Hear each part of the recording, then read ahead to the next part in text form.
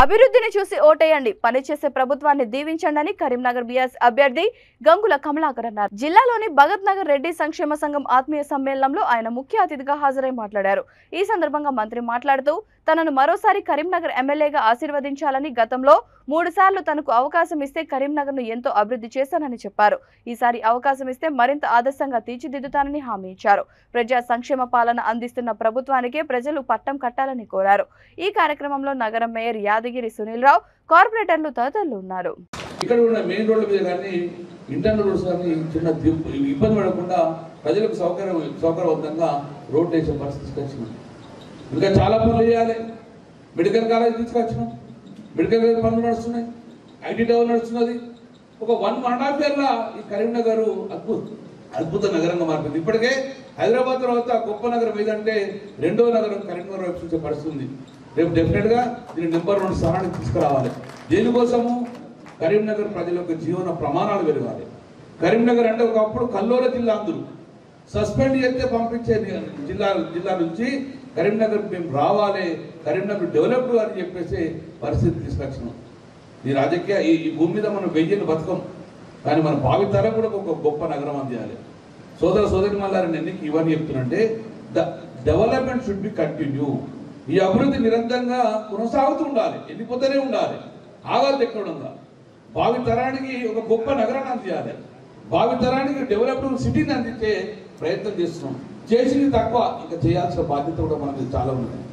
సోదరి మల్లారా, ఇప్పుడు మళ్ళీ ఎలక్షన్ వస్తుంది, 100% ఎలక్షన్ వస్తుంది. ప్రతి ఎలక్షన్లో కూడా మళ్ళీ ఎవరో ఒకరు కాంగ్రెస్ పార్టీ పక్షాన మాట్లాడతారు, బీజేపీ పక్షాన వచ్చి అటు ఓటు అడుగుతారు.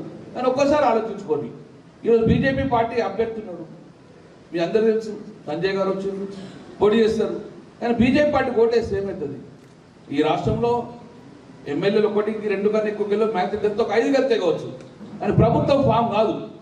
సో కాబట్టి మీ విలువైన ఓటు ఆ విలువైన ఓటు మీరు బీజేపీకి వేస్తే అది వృధా ఓటు తప్ప కానీ ఈ నగరానికి ఉపయోగపడే విధంగా ఉండదని నేను భావిస్తున్నాను.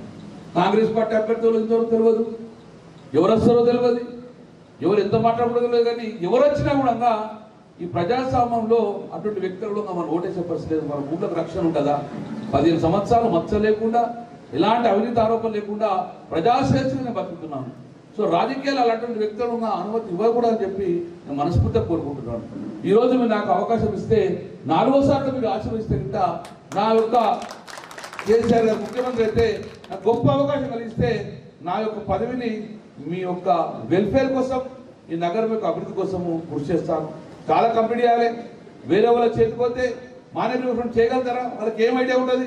కేబుల్ నుంచి ఆగిపోతుంది, ఏ టెంపుల్ పనిచేయ పరిస్థితి లేదు, ఎక్కడన్నా మెడికల్ కాలేజ్ ముందుకు పోయే పరిస్థితి లేదు, అస్తవ్యస్తంగా జరిగిపోతూ ఉంటుంది. మీకు 15 సంవత్సరాలే శాంతి భద్రత అద్భుతంగా కాపాడటం, చిన్న ఇన్సిడెంట్ జరగకుండా లాండ్ ఆర్డర్ మెయింటైన్ చేస్తాం. కాబట్టి ద డెవలప్మెంట్ షుడ్ కంటిన్యూ అంటే మరొకసారి నాకు అవకాశం అని చెప్పేసి మీ అందరి వినయపూర్వకంగా నమ్ముతున్నాం. మీరు ఇప్పటికే నాకు మద్దతు పలికినందుకు మీ అందరికీ నా రుణం తెచ్చుకునే ప్రయత్నం చేస్తాం. సోదరులారా, రెడ్డి సంఘం అంటే రెడ్డిల